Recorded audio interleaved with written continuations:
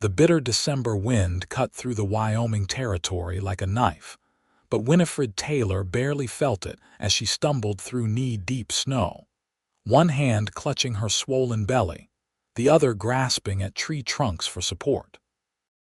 Blood from a cut above her eye had frozen on her cheek, and her breath came in ragged clouds as she pushed herself forward, away from the nightmare behind her. It was 1872, and the promise of a new life in the West had turned to ashes. Her husband James was dead, shot by the same men who had burned their small homestead to the ground just hours ago. The memory of his final words echoed in her mind. "Run, Winnie. Don't look back. Save our child." She had been running for what felt like hours, her 7-month pregnant body protesting with every step.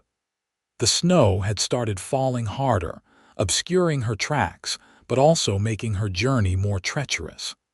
Winifred knew she couldn't last much longer in the cold.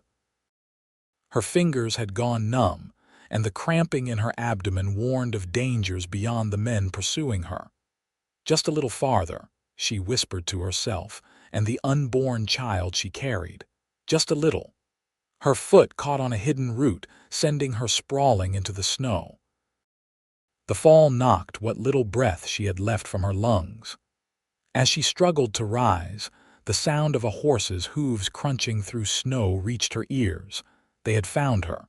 She was too exhausted to run any further. Winifred closed her eyes, tears freezing on her lashes as she prepared to meet her husband in whatever came after this life. But the rough hands she expected never came. Instead, a deep, gentle voice broke through the howling wind. "Madam, are you hurt?" She forced her eyes open to see not the face of her pursuers, but a stranger, a tall man with a weathered face partially hidden beneath a snow-dusted hat. His eyes were a startling blue against his tanned skin, and concern etched deep lines around them. "There. Coming," she managed to gasp. "Please, my baby." The man's gaze darted to her belly, then back to her face, understanding immediately. Without hesitation, he dismounted from his horse, a magnificent chestnut mare, and knelt beside her. "Name's Wade Rivers," he said, his voice calm despite the urgency in his movements. "I'm going to help you up onto my horse. Can you stand?" With his support, Winifred managed to get to her feet. The pain in her abdomen intensified, and she doubled over with a gasp. "The baby," she whispered. "It's too early." Wade's jaw tightened. He glanced back the way she had come, then at the darkening sky. His decision was made in an instant. He lifted her carefully and settled her onto his horse. "Hold tight to the reins," he instructed, adjusting his coat around her shoulders. "This is Penny. She's steady and knows the way to my cabin. It's about 3 miles northeast of here. You're not coming." Fear made her voice tremble. "I'll be right behind you," he assured her, checking the rifle in his saddle holster before handing her the reins. "But you need to get somewhere warm fast." "I'll cover your tracks and make sure nobody follows." "But no time to argue, madam. Those men, whoever they are, won't be far behind." He gave the horse a gentle pat on the flank. "Go on, Penny. Home." The mare started forward, seemingly understanding the urgency. Winifred clutched the saddle horn with one hand, the other still protectively covering her belly. She looked back to see Wade already beginning to sweep away their tracks with a pine branch, his rifle at the ready. Their eyes met briefly, and she saw something in his gaze that gave her hope, determination, strength, and a promise. "I'll find you," he called over the rising wind. "Just keep going." Penny moved with surprising gentleness through the snow, careful not to jostle her frightened rider. Winifred leaned forward, whispering encouragement to both the horse and her unborn child. The forest grew thicker around them, the snow falling more heavily, but the mare never faltered. Behind them, Wade Rivers moved quickly, disguising their trail while keeping watch for pursuers. He had recognized the look of terror in the woman's eyes. It wasn't just the elements she feared. Someone was hunting her, and in her condition, she wouldn't stand a chance alone. He hadn't asked for this complication. He'd been on his way back from a supply run to Fort Laramie when he'd spotted her in the snow. But Wade Rivers wasn't a man to leave someone in need, especially not a woman carrying a child. As he worked, he listened for sounds beyond the wind. After about 15 minutes, he heard what he'd been dreading: voices, distant but growing closer, and the whinny of horses. Wade moved silently through the trees until he caught sight of them: 3 men, heavily armed, following what remained of Winifred's trail. Even from a distance, he could tell these weren't lawmen. Their mismatched clothes, unshaven faces, and the way they carried themselves spoke of outlaws. One of them held a lantern, scanning the ground. "Trail's gone cold," one of them growled. "This damn snow." "She couldn't have gotten far," another replied. "Not in her condition." "Boss wants her found tonight," the third said, his voice carrying an edge of cruelty. "That baby she's carrying is worth a fortune to the right people." Wade's blood ran cold. He'd heard rumors of such things: men who hunted pregnant women for their unborn children, selling them to wealthy couples or worse. He tightened his grip on his rifle, considering his options. 3 against 1 weren't great odds, but he couldn't let them continue their pursuit. He circled around, staying downwind until he was positioned behind a large pine some 50 yards from the men. He raised his rifle, aimed carefully at the ground near their horses, and fired. The shot echoed through the forest. The men's horses reared in panic, 2 of them throwing their riders. Wade fired again, this time at a tree trunk just above their heads. Bark exploded, raining down on them. "Ambush!" one shouted, drawing his pistol. Wade fired a third shot, making sure to miss but coming close enough to send them scrambling for cover. "There's at least 3 of them." Another yelled, firing blindly into the trees where Wade had been. But Wade was already moving, circling to another position.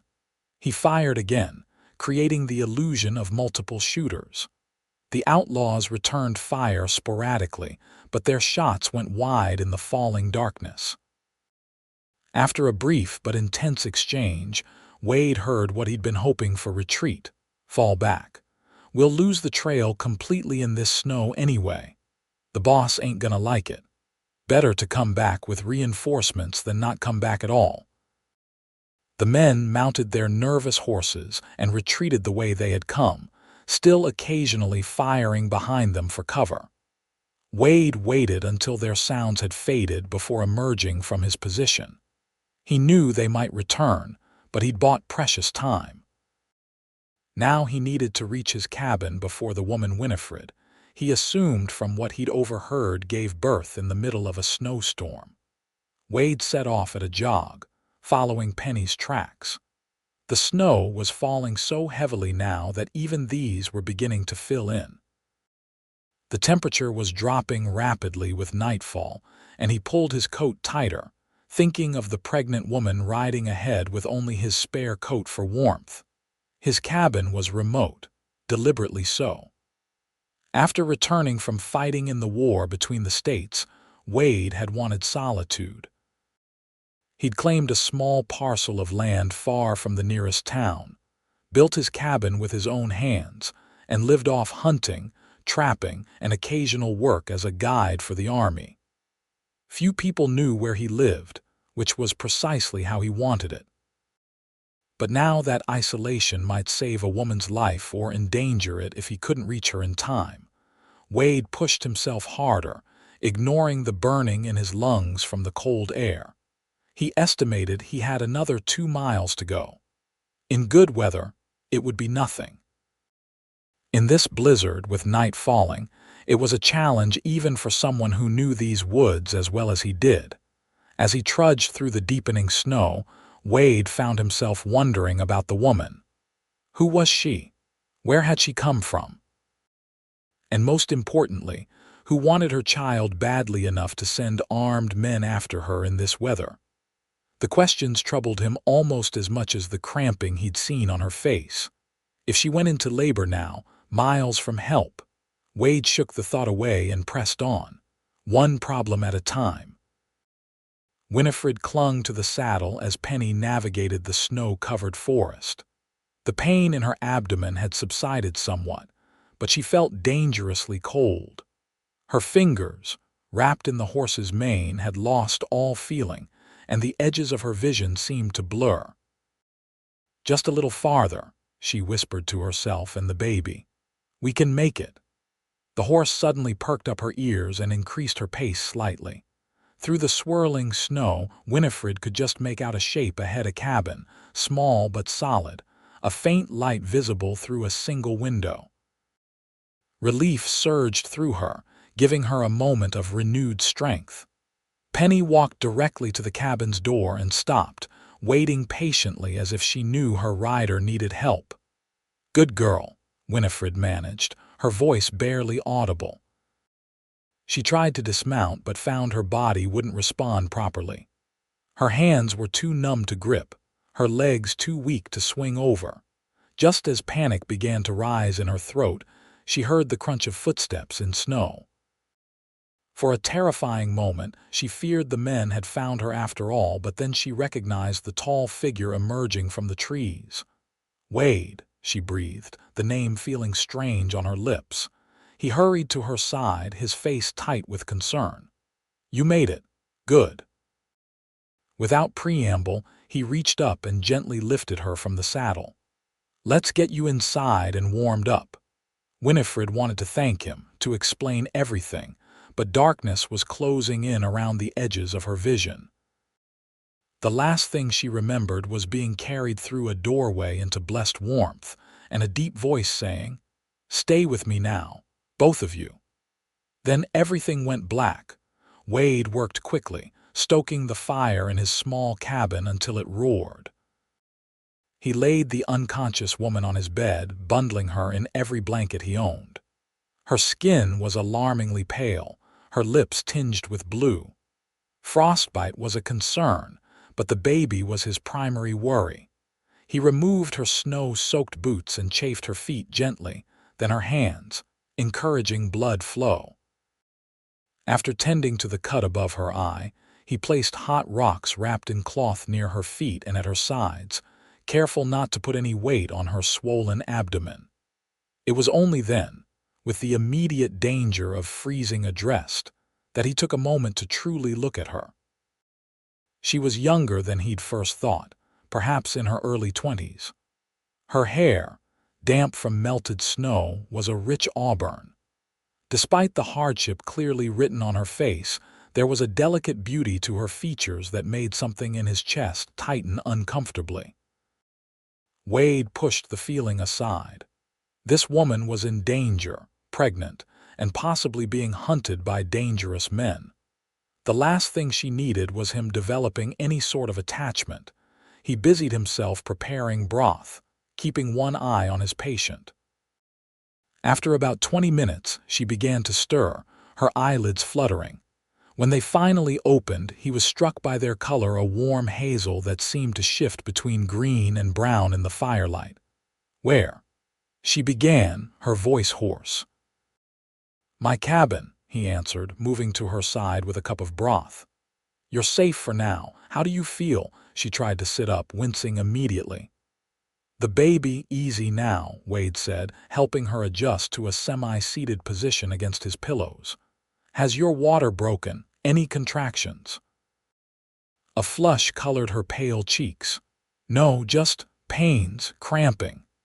She looked down at her belly, covered by blankets.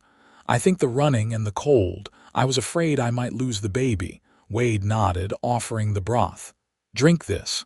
It'll help warm you from inside. The cramping might ease once you're properly warm." She accepted the cup with shaking hands, and he helped steady it as she drank. After several sips, color began to return to her face. "Thank you," she said, meeting his eyes directly for the first time. "You saved our lives." "Those men," Wade said, taking the half-empty cup. They were after you specifically, weren't they? Fear flashed across her face, and her hand moved protectively to her belly. Yes. Why? She hesitated, glancing toward the door as if expecting it to burst open at any moment.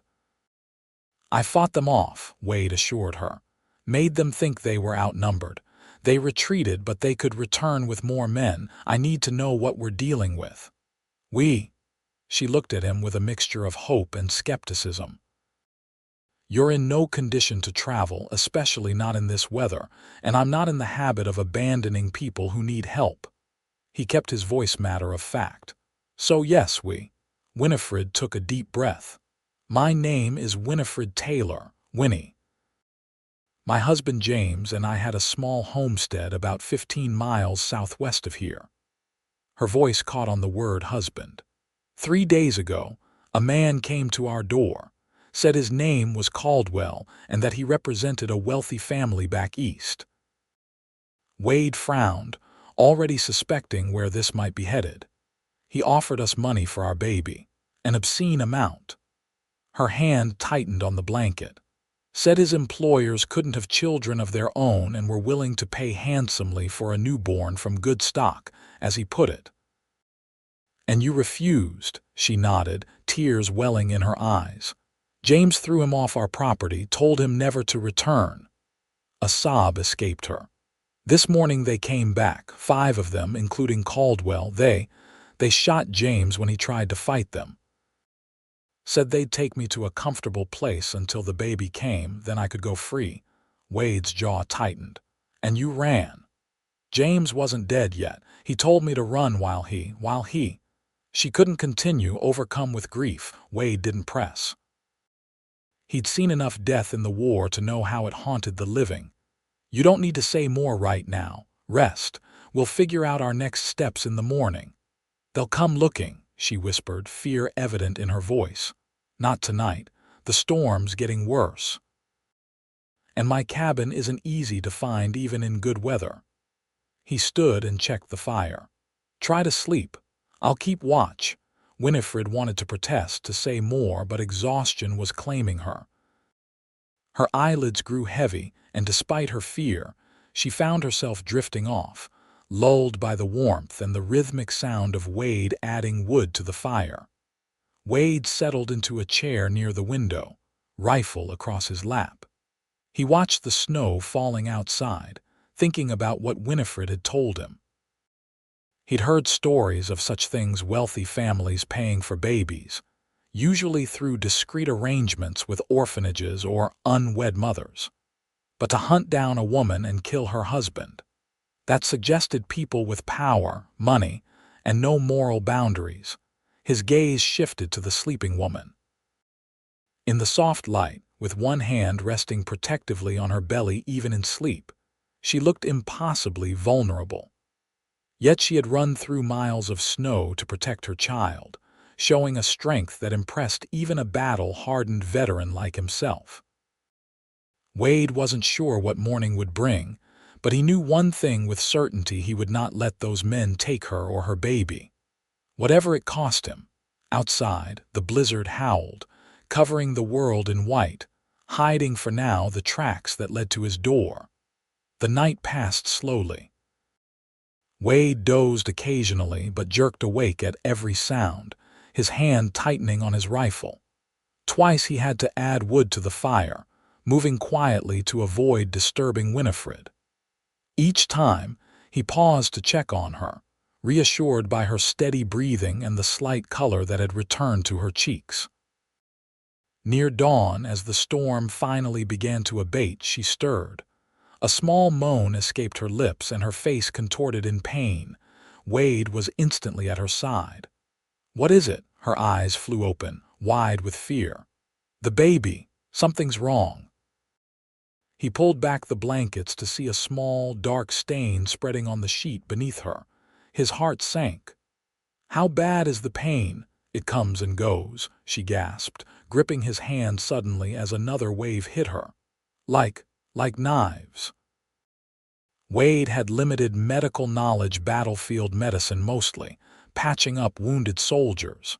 Childbirth was outside his experience, but he knew bleeding during pregnancy was never good. "We need to get you to a doctor," he said, already calculating distances in his mind. The nearest town with a proper doctor was Rawlins, at least a day's ride in good weather, in these conditions with a woman in her condition. "I don't think I can travel," Winifred said, seeming to read his thoughts. "Not like this." "There's a woman," Wade said after a moment's consideration. "Martha Blackwell. Lives about 5 miles from here. She's a midwife, delivered most of the children in these parts." Hope flickered in Winifred's eyes. "Can you get her?" Wade nodded, though he didn't voice his concern about leaving her alone. "I'll go as soon as there's enough light to travel safely. It should take me a couple of hours at most." He hesitated, then added, "Those men—" "I know." She clutched his hand tighter. "But we don't have a choice, do we?" "No." He squeezed her hand gently before releasing it. "I'll leave you my pistol. Do you know how to use one?" Winifred nodded grimly. "James taught me. Said a woman alone on a homestead should know how to defend herself." "Good man," Wade said softly, seeing the pain cross her face at the mention of her husband. "I'll prepare some food and water before I go. Try to rest between the pains if you can." As the first gray light of dawn filtered through the cabin's small windows, Wade made his preparations. He cooked a simple breakfast of oatmeal, made sure Winifred ate at least a little, and positioned water, food, and extra blankets within her reach. The pistol he placed on the small table beside the bed, loaded and ready. "I'll be back as quickly as I can," he promised, donning his coat. "If anyone approaches who isn't me, don't hesitate to use that." He nodded toward the pistol. "I won't," she assured him, though her face was pale with pain and fear. Wade paused at the door, struck by a sudden, powerful reluctance to leave her. In just hours, this woman had somehow become his responsibility, someone he felt compelled to protect. It was an unfamiliar feeling for a man who had lived alone for years by choice. "Wade," Winifred's voice pulled him from his thoughts. "Yes, thank you." The simple words carried a weight of gratitude that made something in his chest tighten. He nodded once, unable to find the right response, then stepped out into the snow-covered world. The storm had left nearly 2 feet of fresh snow, but the sky was clearing, promising a bright, cold day. Wade saddled Penny quickly, speaking soothingly to the tired horse. "Just a little more work for you, girl. Then you can rest." He mounted and set off toward Martha Blackwell's homestead, pushing the mare as fast as he dared in the deep snow. As he rode, he kept alert for any sign of other travelers, but the landscape was pristine, unmarked by human presence. The journey took longer than he'd hoped. Twice Penny stumbled in hidden drifts, and once they had to detour around a fallen tree. The sun was high overhead by the time he reached the Blackwell place, a sturdy cabin with smoke rising from its chimney, surrounded by a small barn and chicken coop. Martha was outside, clearing snow from her doorway, when Wade rode up. She straightened at his approach, shading her eyes with one hand. A stocky woman in her 50s with gray streaked black hair and a no-nonsense manner, Martha had been delivering babies in the territory since before most of the current settlements existed. "Wade Rivers," she called as he dismounted. "Wasn't expecting to see anyone after that storm. What brings you out? Need your help, Martha. Urgent." He quickly explained about Winifred, her condition, the bleeding, the men pursuing her. Martha's face grew grave as she listened. Without hesitation, she turned toward her cabin. "Let me get my things." Within minutes, she emerged with a large bag and a coat. "My horse is in the barn. We'll need to hurry." As they rode back toward Wade's cabin, Martha peppered him with questions about Winifred's symptoms. He answered as best he could, increasingly aware of how little he actually knew about childbirth and its complications. "Might be nothing serious," Martha said, though her expression remained concerned. "Sometimes there's a little bleeding in the later months. But with her having run through the snow fallen, we need to make sure the placenta hasn't separated from the womb wall."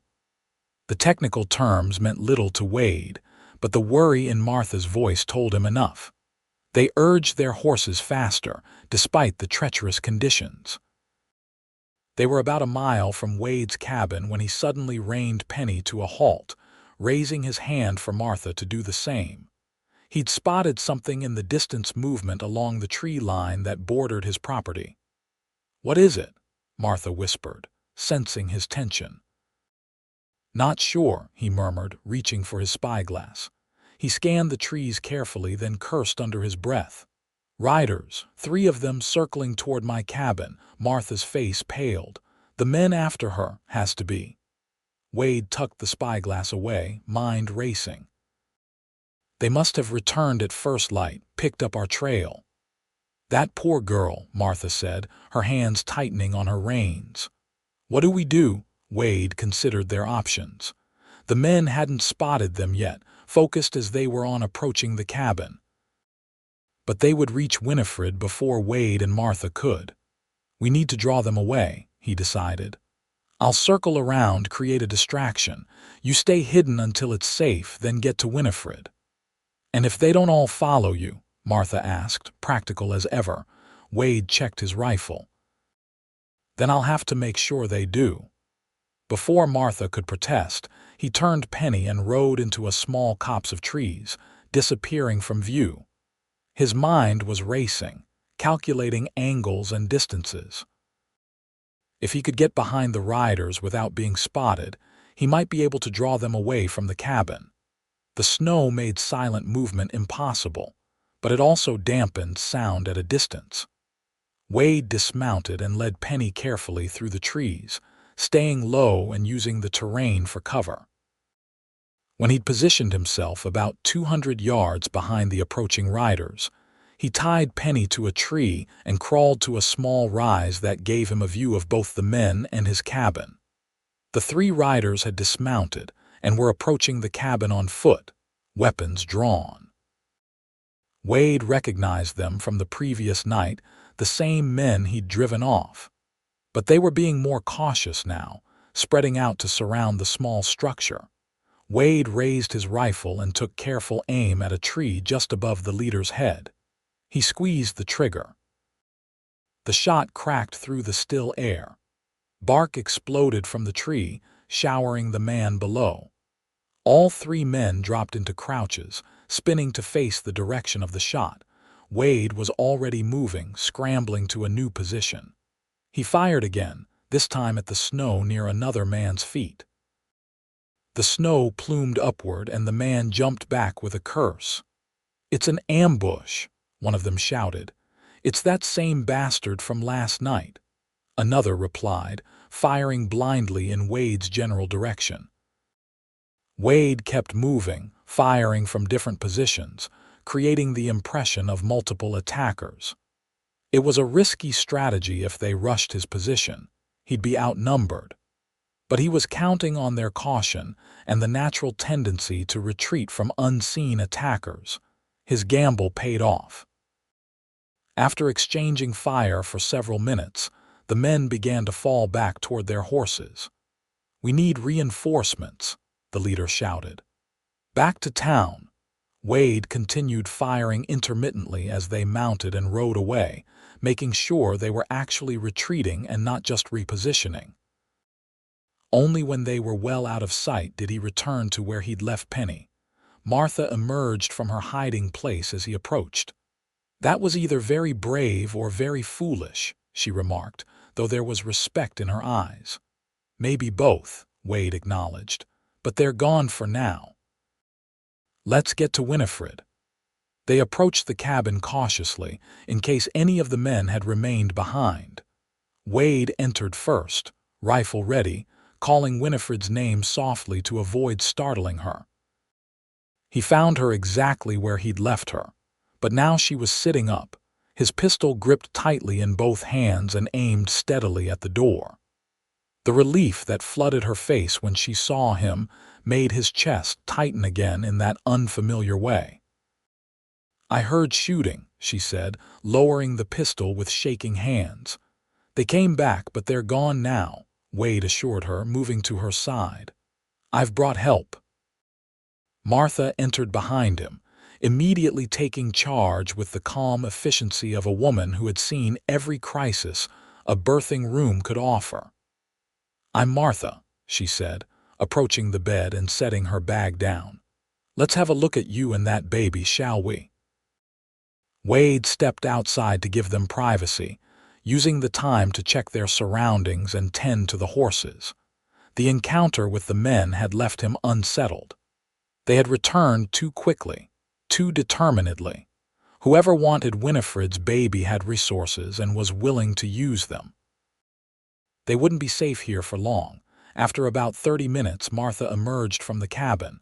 Her expression was serious but not grim. "Well," Wade asked, tension evident in his voice. "The bleeding has slowed," Martha said.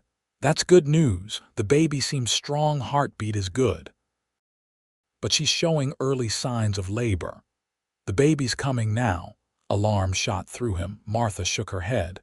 "Not immediately, but the stress and exertion have started things moving. I might be able to delay it, but—" She sighed heavily. "Wade, that girl needs rest, warmth, and safety. She's barely holding together as it is losing her husband, running for her life now this. If those men come back—" "They will," he said grimly. "And next time they'll bring more men. Then we need to get her somewhere safer than this. My place is too close and they might check there next." Wade considered their options. Rawlins is too far in her condition. Nearest army outpost is 2 days' ride. "What about Circleville?" Martha suggested. "It's small enough to go unnoticed, far enough to be safe, and my cousin Sarah runs the boarding house there. She's discreet and has medical training." Wade nodded slowly. "Utah territory. Crossing state lines might throw them off our trail too." He looked at the sky, calculating. "It's about 60 miles. Normally take 3 days in good weather, but with her condition and the snow—" 4 or 5 days, Martha finished. "If we're lucky and she doesn't deliver on the trail." The prospect was daunting, but they had few alternatives. "Can she travel at all?" Wade asked. "Not on horseback. The jostling could bring on full labor." Martha pursed her lips thoughtfully. "But if we had a wagon, padded well with blankets and hay, moving slowly, it might work." "Jacobson's place is on the way," Wade said, referring to a farmer who lived about 10 miles west. "He has a wagon, might be willing to sell or loan it." "It's risky," Martha warned. "But staying here might be riskier." Wade nodded grimly. "I'll talk to Winifred. It has to be her decision." Inside, they found Winifred looking marginally better. Some color had returned to her cheeks, and she was sitting up more comfortably, sipping broth. "The bleeding's almost stopped," she told Wade with cautious relief. "Martha says the baby is still strong." "That's good news," he said, sitting carefully on the edge of the bed. "But we need to discuss what happens next." He explained the situation, the men who would surely return with reinforcements, the early signs of labor, the need to find somewhere safer. As he spoke, he watched fear and exhaustion battle across her face. "Circleville," she repeated when he'd finished. "I've never heard of it." "Small town in Utah territory," Martha explained. "Quiet, remote. My cousin there can help you." "And these men wouldn't think to look there?" Winifred asked, doubt clear in her voice. "It's unlikely," Wade said. "It's not on any major routes, and crossing into Utah territory adds complications for men operating out of Wyoming. Plus, we'd be careful travel mainly at night, avoid settlements." Winifred considered this, one hand absently stroking her belly. "How dangerous is the journey?"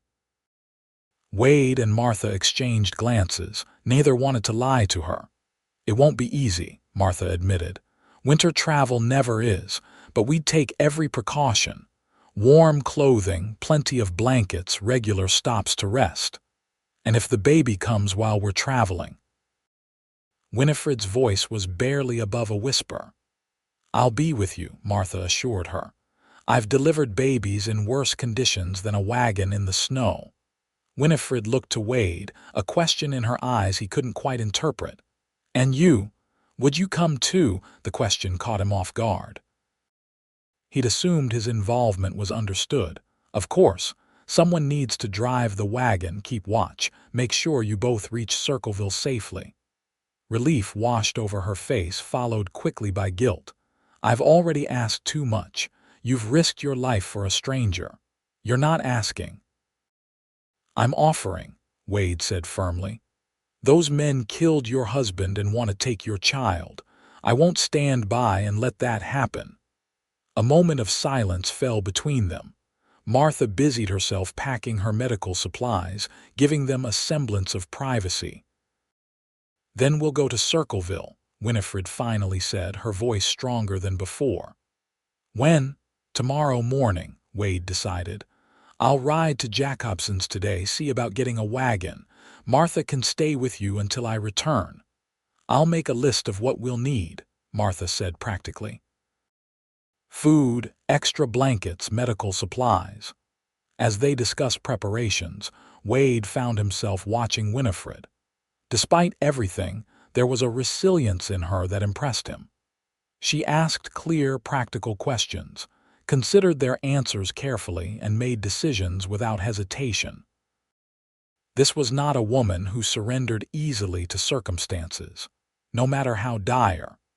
It occurred to him, with a strange jolt of recognition, that she reminded him of himself, or at least, the man he had been before the war hollowed him out. Perhaps that was why he felt so drawn to help her, beyond basic human decency. He saw in her a fighting spirit that resonated with his own buried sense of purpose. By midday, their plans were set. Wade would ride to Jacobson's farm immediately, returning by nightfall with a wagon if possible. Martha would stay with Winifred, monitoring her condition and preparing what they could for the journey.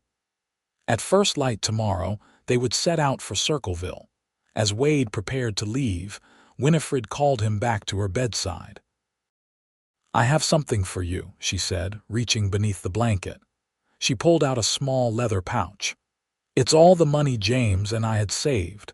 Please use it for the wagon, supplies, whatever we need. Wade shook his head, gently pushing the pouch back toward her. Keep it.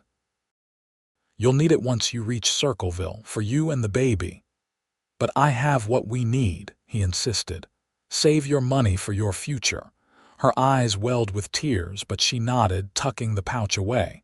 Thank you, Wade. I don't know how I'll ever repay you for all this. Get that baby safely into the world, he said simply. That'll be payment enough. With that, he nodded to Martha and headed out. The day had warmed slightly, the sun bright on the fresh snow. But as Wade mounted Penny and set off toward Jacobson's farm, his mind was on the journey ahead, and the woman whose life had so unexpectedly intersected with his own. The ride to Jacobson's farm took longer than Wade had anticipated. The snow was deep in places, forcing Penny to pick her way carefully. Twice they had to detour around drifts too deep to navigate safely. By the time the farm came into view, a sturdy two-story house with several outbuildings, it was mid-afternoon. Thomas Jacobson was outside his barn when Wade approached. A burly man with a full beard now streaked with gray, Jacobson had been one of the first settlers in this part of Wyoming territory. He was known for being fair but cautious, especially with strangers. Fortunately, he and Wade had done business before, trading furs for supplies. Rivers, Jacobson greeted him, leaning on a snow shovel. Surprised to see anyone out after that storm. Necessity, Wade replied, dismounting. Need your help, Tom. Inside Jacobson's warm kitchen, over strong coffee provided by his wife Eleanor, Wade explained the situation, or a version of it. He mentioned finding Winifred in the snow, her condition, and the need to get her to relatives in Circleville. He deliberately omitted the men pursuing her, not wanting to involve Jacobson in potential danger. "So you need my wagon," Jacobson concluded, studying Wade over the rim of his coffee mug. "And a team if you can spare it. I'll pay fair market value." Jacobson scratched his beard thoughtfully. "Got the small wagon I could part with. It's sturdy, got a good canvas cover we could rig up for weather protection. As for horses," he shrugged. "Could spare one draft horse maybe. With that mare of yours as a second, it might pull well enough on good ground." "We'll take it," Wade said immediately. "Name your price." They haggled briefly, more out of habit than genuine disagreement. Finally, Jacobson named a sum that was fair for the wagon and use of one draft horse, which Wade paid from money he'd brought for supplies in Fort Laramie. While Jacobson and his eldest son prepared the wagon and horse, Aliner insisted on providing additional supplies, extra blankets, jars of preserved foods, and a small kettle for heating water on the trail. "A woman in her condition needs proper care," Aliner said firmly, packing the items efficiently. "This should help some." By the time the wagon was ready, the winter sun was already sinking toward the horizon. Jacobson's son helped Wade hitch Penny alongside their draft horse, a sturdy brown gelding named Samson, and load the supplies. "It'll be dark before you make it back to your place," Jacobson warned. "Sure you don't want to stay the night?" Wade shook his head. "Need to get back." "We're leaving at first light tomorrow." Jacobson studied him for a moment, then nodded. "Weather should hold for a few days at least. Take the south trail, it's longer but more sheltered if the wind picks up." With thanks and promises to return the draft horse on his next visit, Wade set off. The wagon moved well enough through the packed snow of Jacobson's yard, but slowed considerably once they reached the deeper snow of the trail. Night was falling rapidly, and Wade found himself pushing the team harder than he would have liked. His thoughts kept returning to Winifred, alone with Martha at his cabin. Had the bleeding stopped completely? Were the labor pains increasing?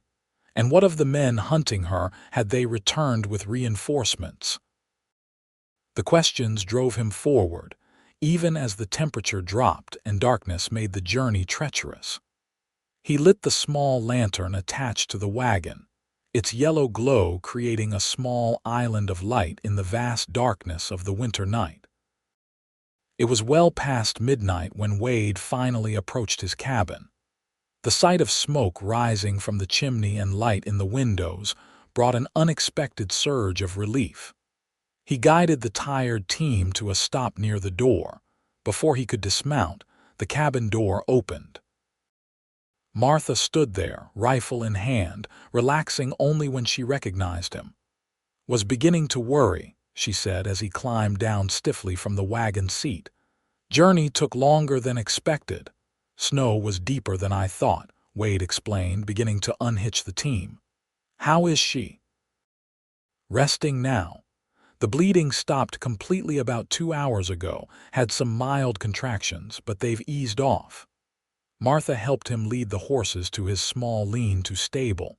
"Got the wagon, I see, and supplies." Jacobson's wife sent extra blankets, food. They worked quickly to settle the horses with feed and water, then turned to the wagon.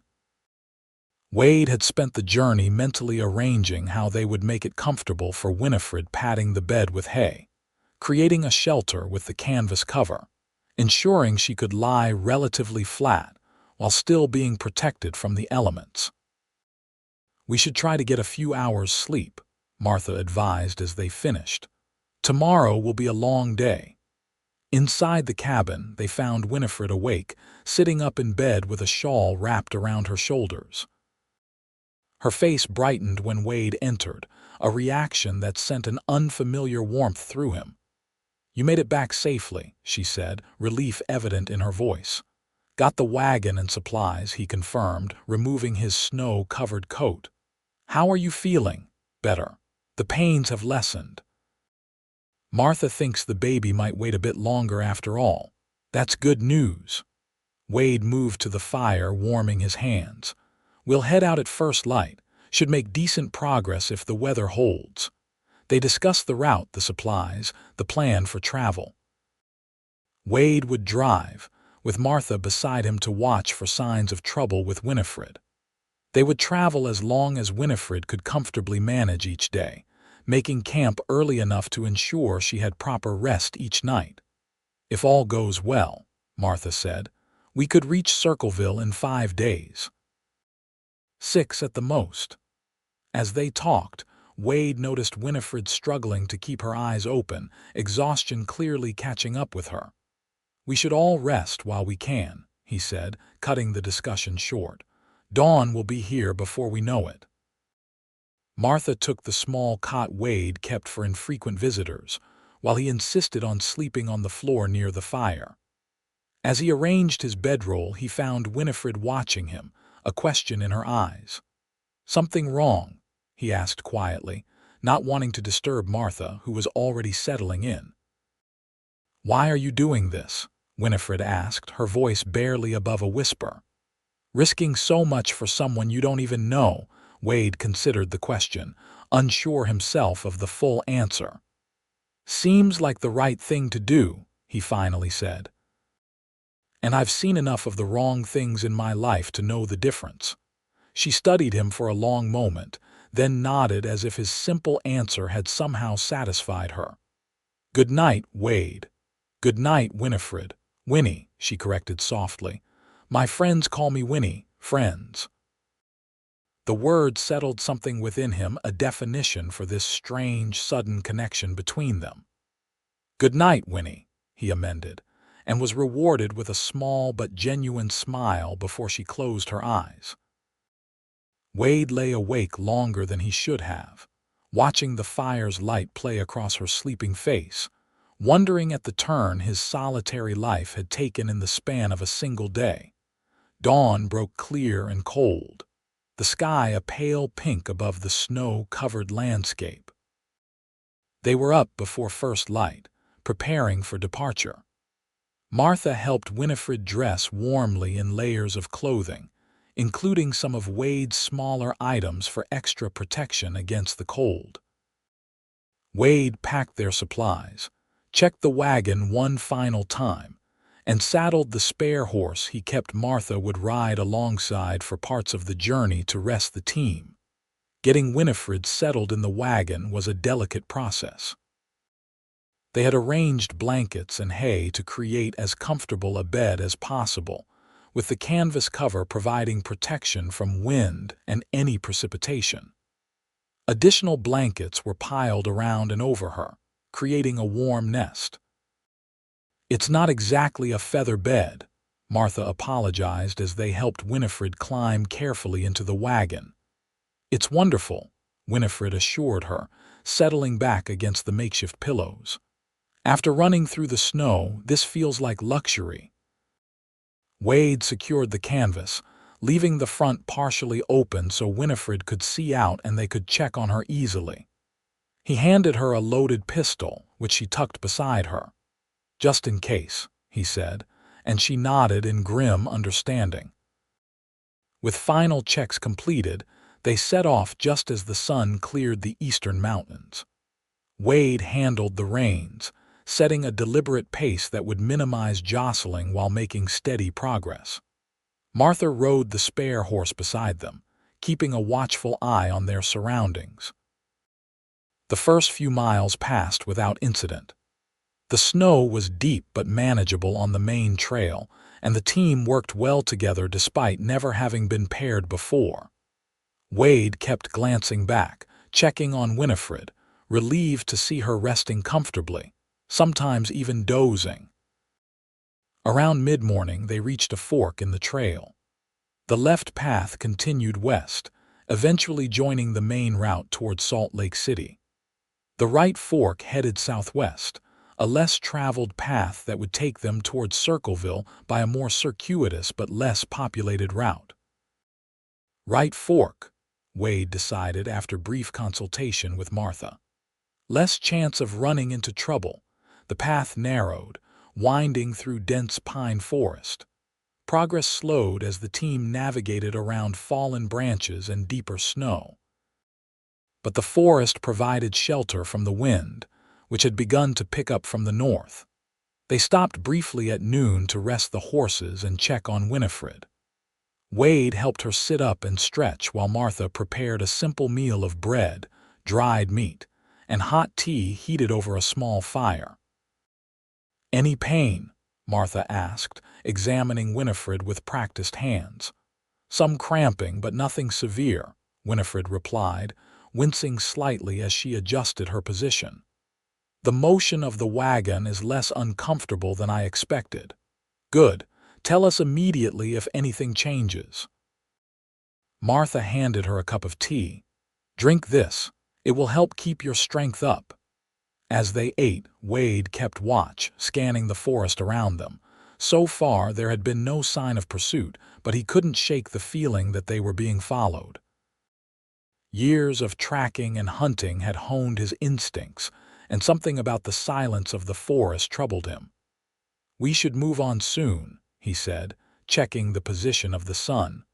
"Want to make at least another 5 miles before dark."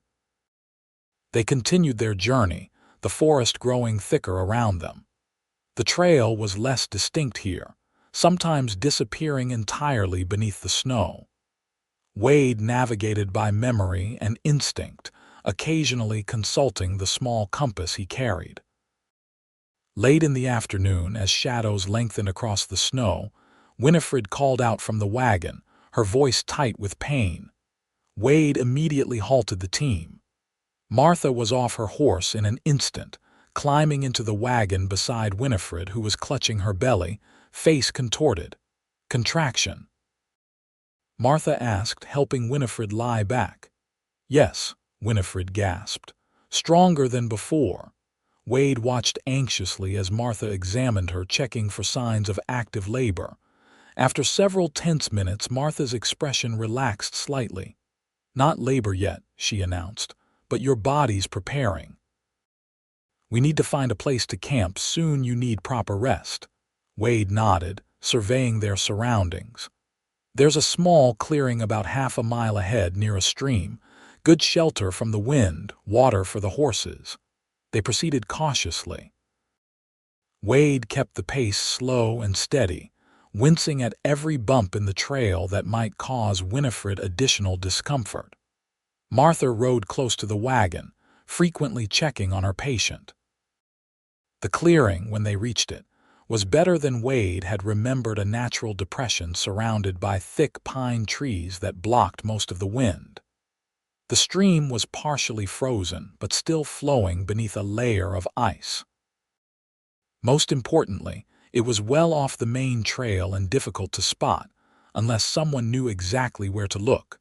Setting up camp was a well-coordinated effort. Wade cared for the horses while Martha helped Winifred from the wagon and settled her near the fire Wade had started. They erected a simple shelter using the wagon, canvas, and surrounding trees, creating a warm space protected from the elements. As night fell, they shared a hot meal of stew Martha had prepared using dried meat and vegetables from their supplies. Winifred ate little but seemed more comfortable, the contractions having subsided again. "How far have we come today?" she asked as they sat around the fire. "About 15 miles, Wade estimated. Good progress considering the conditions." "And how far to Circleville?" "Still about 45 miles, Martha said. 4 more days at this pace if the weather holds and your condition remains stable." Winifred nodded, looking into the fire. "I keep thinking about James," she said softly. "How excited he was about the baby. We had so many plans." Her voice broke and tears slipped down her cheeks. Martha put an arm around her shoulders, offering silent comfort. Wade watched, feeling helpless in the face of grief he understood all too well. He had lost friends in the war, family to illness. The hollow ache of absence never truly faded. "He would be proud of you," Wade said, the words coming before he could consider them. "Fighting so hard for your child, for both your futures." Winifred looked up at him, surprise mingling with gratitude in her tear-filled eyes. "Thank you for saying that." An awkward silence fell, broken only by the crackling of the fire and the occasional snort from the horses. Wade rose, muttering about checking the perimeter, needing to escape the unexpected intimacy of the moment. As he walked the edges of their small camp, rifle in hand, he tried to sort through his confusing feelings. Sympathy and responsibility were expected. The growing admiration made sense too. Winifred was undeniably brave. But there was something else, a pull toward her that went beyond the circumstances that had brought them together. Wade shook his head, dismissing the thoughts. They had known each other barely 2 days. She was pregnant with another man's child, grieving her husband's death. And he was a solitary man by nature and choice, unsuited for the complications of attachment. Yet when he returned to the fire and found Winifred sleeping peacefully, her face relaxed in the firelight, that inexplicable pull tugged at him again. Martha, noticing his expression, raised an eyebrow but said nothing. "I'll take first watch," Wade said gruffly. "You should rest." Martha nodded, settling closer to Winifred. "Wake me in a few hours, and Wade." She hesitated, then continued. "It's natural, you know." Feeling protective toward her doesn't have to mean anything more than that. Wade grunted noncommittally and turned away, uncomfortable with Martha's perception. But as he positioned himself at the edge of the camp, rifle across his knees, he found himself glancing back at Winifred's sleeping form more often than was necessary for simple vigilance. The night passed quietly. Wade woke Martha for the middle watch, then took over again before dawn. As the eastern sky began to lighten, he stoked the fire and prepared coffee, the familiar routine centering him after a night of disquieting thoughts. Martha joined him as the coffee began to boil. "No sign of trouble?" she asked, accepting the cup he offered. "Nothing. But we should move on soon. Cover as much ground as possible before nightfall." They were discussing the day's route when a soft moan from Winifred drew their attention. She was awake, trying to sit up, one hand pressed to her belly. Martha was at her side instantly. "Another contraction." "Yes," Winifred breathed, closing her eyes against the pain. "Stronger." Wade watched anxiously as Martha examined her, checking for signs that the baby might be coming sooner than they hoped. After several tense minutes, Martha straightened. "Still preparatory," she announced, though her frown suggested concern. "But they're getting stronger and more regular. We need to keep a close watch today." They broke camp quickly after a light breakfast. Wade arranged the wagon bed with even more care, ensuring Winifred would be as comfortable as possible.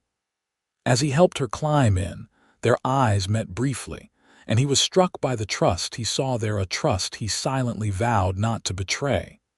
The second day's travel was slower. The trail grew less distinct as they moved further from settled areas, and Winifred's increasing discomfort necessitated more frequent stops. By midday, they had covered barely 5 miles.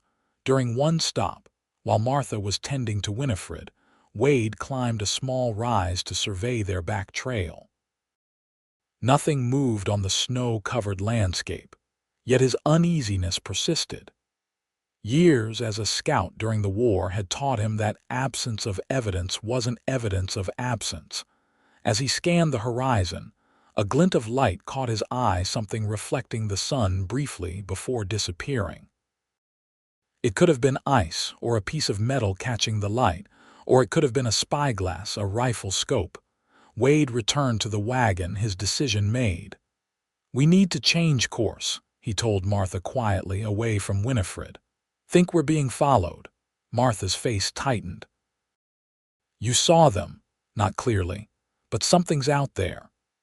He unfolded the crude map he carried. There's an old trapper's trail about 2 miles west of here, barely used these days, hard to follow unless you know it. Leads through the high country before coming down near the Utah border. Higher elevation means colder temperatures, more snow, Martha pointed out. Is it safe for her? Wade hesitated. Safer than being caught by those men. The trail's rougher, but it's well sheltered by forest most of the way, and anyone tracking us would expect us to take the easier, lower route. Martha nodded reluctantly. We'll need to tell her. Winifred took the news with the same quiet determination she'd shown throughout their journey. If Wade thinks it's necessary, I trust his judgment, she said simply.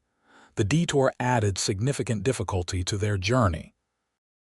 The trapper's trail was indeed barely visible, requiring Wade to scout ahead frequently to ensure they were on the right path. The terrain grew steeper, the snow deeper. Several times they had to clear fallen branches or small trees blocking their way. Winifred's contractions continued intermittently, concerning Martha enough that she began riding in the wagon with her, monitoring her condition constantly. Wade drove the team with grim focus, pushing them as hard as he dared while trying to minimize the jarring that caused Winifred additional pain. By late afternoon, a new problem arose: clouds building to the northwest, heavy with the promise of snow. Storm coming, Wade observed grimly. Need to find shelter before it hits. He knew this area well enough to remember a hunter's cabin about 3 miles ahead, little more than a one-room shack, but solidly built and with a stone fireplace. If they could reach it before the storm hit, they could wait out the weather in relative comfort. The race against the approaching storm added urgency to their already difficult journey.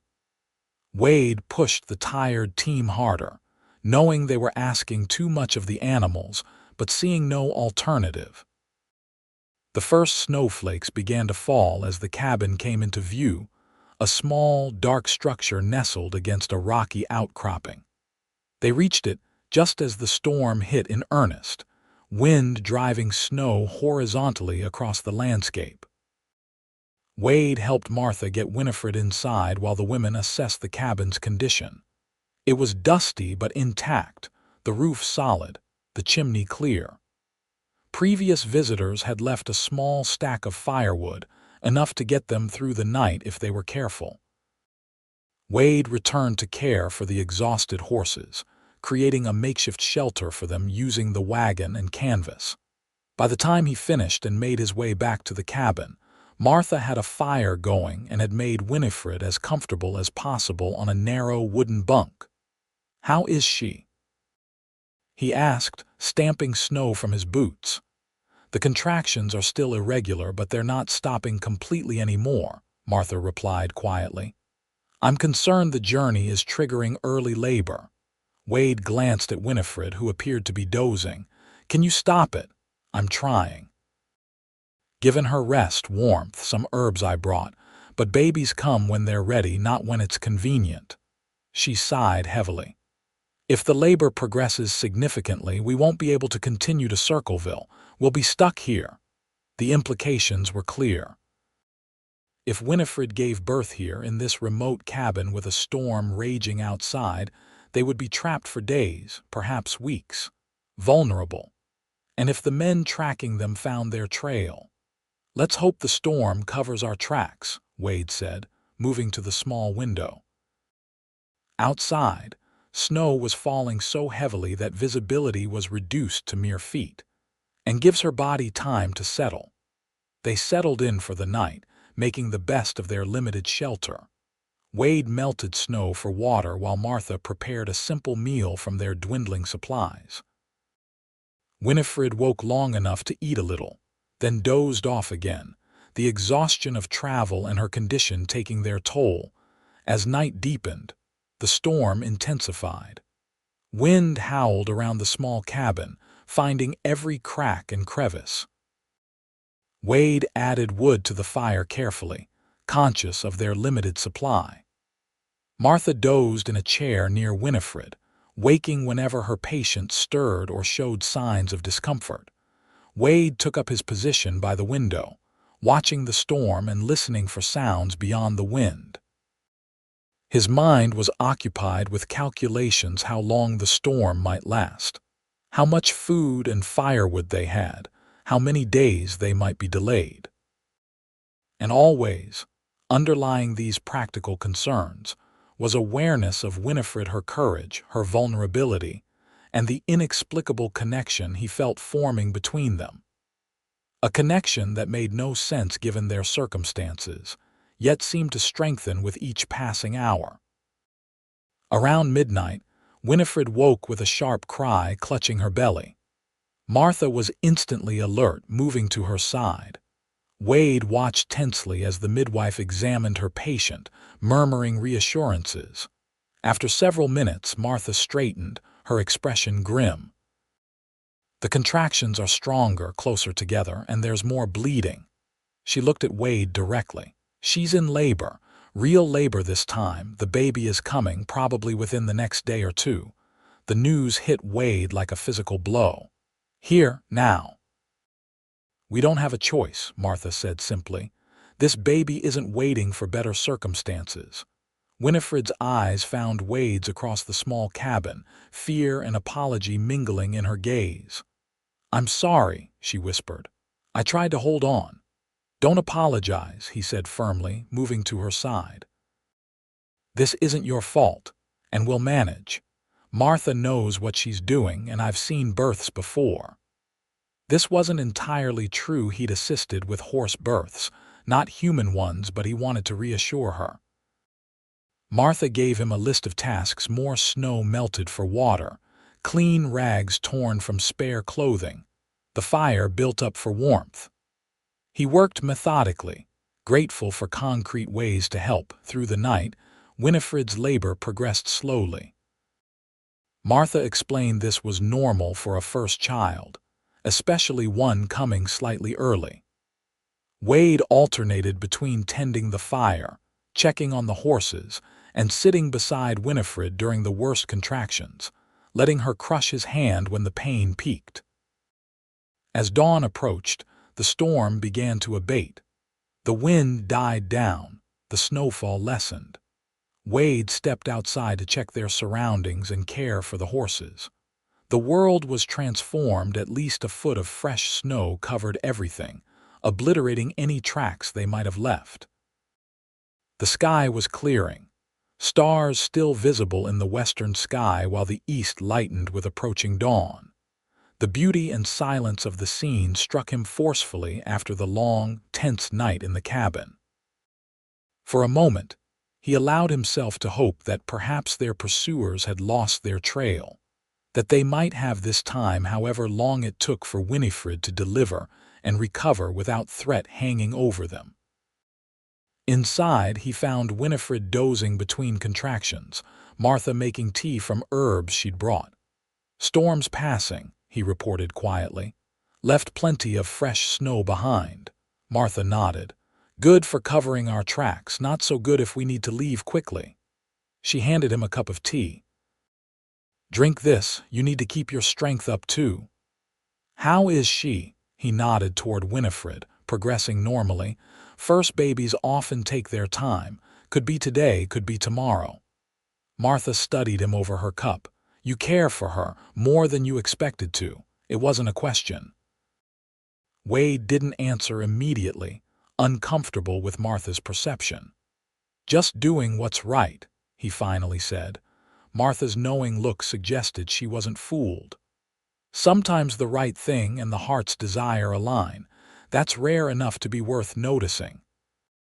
Before Wade could respond, Winifred stirred, another contraction building. He moved to her side, offering his hand without hesitation. She gripped it tightly, breathing through the pain as Martha had taught her. "Almost there," Martha encouraged as the contraction peaked. "You're doing wonderfully, Winnie." As the pain eased, Winifred relaxed her grip but didn't let go completely. Her eyes, tired but clear, found Wade's. "Thank you," she said softly, "for everything." The simple words, and the depth of feeling behind them, stirred something in Wade he'd thought long buried, a capacity for connection he'd deliberately set aside after the war. He squeezed her hand gently in response, unable to find words adequate to the moment. The day passed slowly. Winifred's labor progressed steadily but gradually. Martha assured them both this was normal, even preferable to a rushed delivery. Wade kept busy checking the surrounding area periodically, ensuring they had water, maintaining the fire, preparing simple meals from their supplies. By late afternoon, Winifred's contractions were coming closer together, her exhaustion evident. Martha, examining her, announced she was nearly ready to deliver. "When the next strong contraction comes," she instructed, "you'll need to push. Wade, support her back." Wade positioned himself behind Winifred, letting her lean against his chest, his arms providing stability. The intimacy of the position might have been awkward under different circumstances, but now it felt natural, necessary. When the contraction came, Winifred pushed with what strength she had left, a cry of effort escaping her. Wade held her steady, murmuring encouragement while Martha worked with practiced efficiency. "Good, Winnie. I can see the head. Rest a moment, then push again with the next one."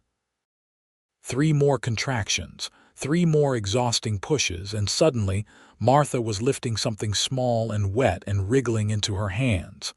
A thin cry broke the silence of the cabin. "A boy," Martha announced, tears in her eyes. "You have a son, Winnie." Wade felt Winifred sag against him in relief and exhaustion. Tears streamed down her face as Martha quickly cleaned the tiny infant and wrapped him in a clean shirt before placing him in his mother's arms. "James," Winifred whispered, touching the baby's small face with trembling fingers. "After his father." Wade helped her adjust her position, then stepped back, suddenly feeling like an intruder on this moment between mother and child. Martha caught his eye and nodded toward the door, indicating he could step outside if he needed a moment. Grateful, Wade slipped out into the cold evening air.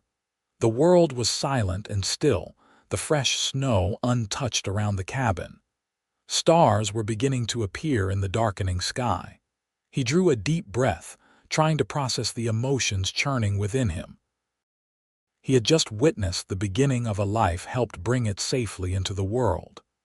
After seeing so much death during the war, the experience felt like a kind of redemption. And watching Winifred's face as she held her son, Wade found himself wanting to protect them both with an intensity that surprised him. These thoughts were interrupted by the sound of a horse, distant but clear in the still evening air. Wade tensed, listening intently. There it was again, the unmistakable sound of hooves crunching through snow. Someone was approaching. Wade moved silently to the corner of the cabin, drawing his pistol. From this vantage point, he could see down the slope toward the trail they had followed. At first, he saw nothing. Then, movement caught his eye, a lone rider moving slowly through the trees below. Just one, not the 3 they'd seen before. But that didn't mean the others weren't nearby. Wade watched, waiting for the rider to reveal himself more clearly. As the figure drew nearer, Wade could make out more details: a heavy coat, rifle across the saddle, hat pulled low against the cold. The man was following their trail, partially obscured by fresh snow but still visible to an experienced tracker. Wade considered his options. He could wait in ambush, try to capture the man for questioning. Or he could confront him directly, perhaps scare him off. Either way, he needed to keep the man away from the cabin, away from Winifred and her newborn son. Decision made, Wade moved carefully around the side of the cabin, staying in the shadows. He would circle behind the approaching rider, cut off any retreat, then force answers about who had sent him and how many others were nearby. He had just reached a position of advantage when a twig snapped behind him. Wade spun, pistol raised, to find himself facing not one adversary but two men who had circled from the other direction while their companion approached from the front. "Drop it, mister," one of them growled, rifle aimed at Wade's chest. Nice and slow. Wade assessed his chances. Two guns on him. A third man approaching from the front. Inside the cabin, Winifred, her baby, and Martha defenseless if these men got past him. "Don't think so," Wade replied calmly, keeping his pistol raised. "Why don't you boys tell me why you're so interested in a woman and her baby?" "Someone paying you well," the men exchanged glances. "That's none of your concern," the second one said. "We've got business with the woman, you're just in the way." "See, that's where you're wrong," Wade countered. "The woman and her child are under my protection now. So you can turn around and ride away, tell whoever sent you that they're not getting what they came for. Or," he added, his voice hardening, "you can try to get past me, but I guarantee some of you won't be riding back at all." A tense silence fell. Wade knew his chances weren't good against three armed men, but he had position and determination on his side, and he'd survived worse odds during the war. The standoff was broken by a voice from the cabin doorway. "Wade, what's happening?" Martha stood there, rifle in hand, having heard the voices. The men's attention shifted for just a split second, but it was enough. Wade fired at the man on his left, the shot striking his shoulder. As the man fell with a cry of pain, Wade dove for cover behind a woodpile. Shots rang out, splintering wood near Wade's head. Martha fired from the doorway, forcing the second man to scramble for cover. The third rider, hearing the commotion, was galloping toward them, rifle raised. "Get back inside," Wade shouted to Martha. "Protect them." He rose briefly to fire at the approaching rider, forcing him to veer off. The second man was trying to drag his wounded companion to cover, limiting his ability to return fire effectively. Wade seized the opportunity, moving quickly from the woodpile to a large pine tree that gave him a better angle. He fired again, the shot going wide but causing the men to duck. "This doesn't have to end with more bloodshed," Wade called out. "Take your friend and go. Tell Caldwell or whoever sent you that the woman and child are gone, died in the storm." There was a pause, then the reply came. "Caldwell will know if we're lying, he wants proof." "Then tell him I buried them. Tell him whatever you want, but you're not taking them." Another exchange of gunfire followed, more to keep each other pinned down than with real hope of hitting targets in the growing darkness.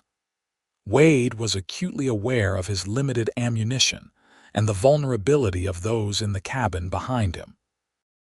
The wounded man was losing blood, his groans audible in the lulls between shots. Finally, his companion called out, "All right, enough.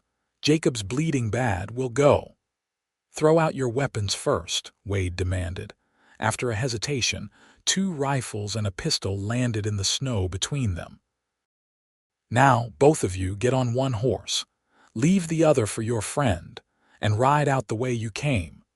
Slowly, the men emerged from cover, the wounded one leaning heavily on his companion.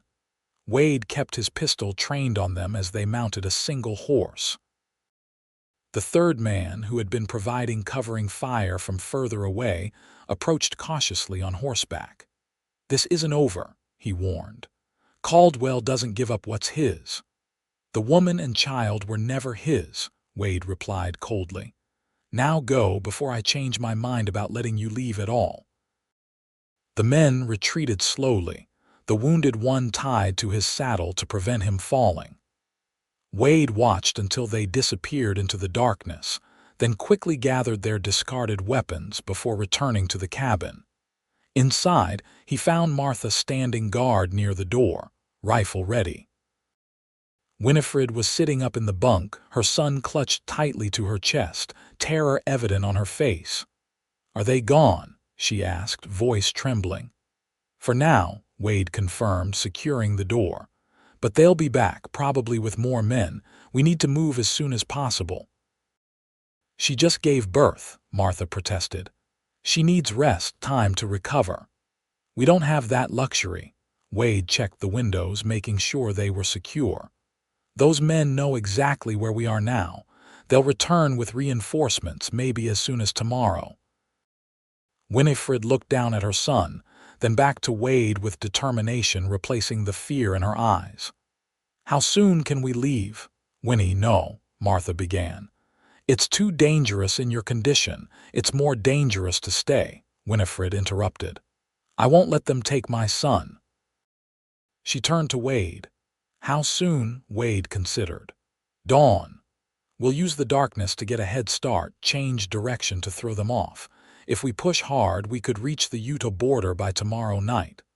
Martha looked between them, clearly unhappy but recognizing the necessity. "I'll need to prepare supplies for the baby, and Winnie will need special care during the journey."